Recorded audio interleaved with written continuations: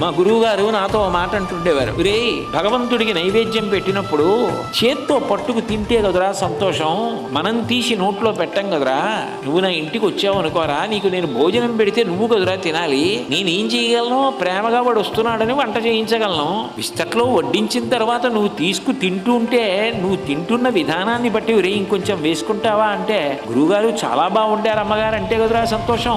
ఏ భగవంతుడు రా చేయి పెట్టి తింటున్నవాడు, ఒక్క సూర్యుడేరా అనేవారు. అని మా గురువు గారికి అలవాటు ఉండేది. పాయసాన్నం వండించి ప్రభాత వేళ ఆయన ఆదిత్య హృదయం పారాయణ చేసి సూర్యబింబం ఎదురుగుండా పాయసాన్నం పాత్ర పెట్టి సూర్య కిరణములు, కిరణములు అంటే కరములు, కరములు అంటే చేతులు, నైవేద్యం పెట్టి ఇదిగోరా చూసావా కిరణాలతో చేతులతో ఎలా ముట్టుకుని తీసుకుని తింటున్నాడో, ఇదిరా పరబ్రహ్మం అంటే, కళ్ళ ముందు కనపడుతున్న పరబ్రహ్మం రా, ఇదిరా నిజమైన ప్రసాదం అంటే, ఇది నాకు సంతోషం రా అని ఆయన ఆదిత్య హృదయం పారాయణ చేసి పాయసాన్నం సూర్యుడికి నైవేద్యం పెట్టి తినేవారు.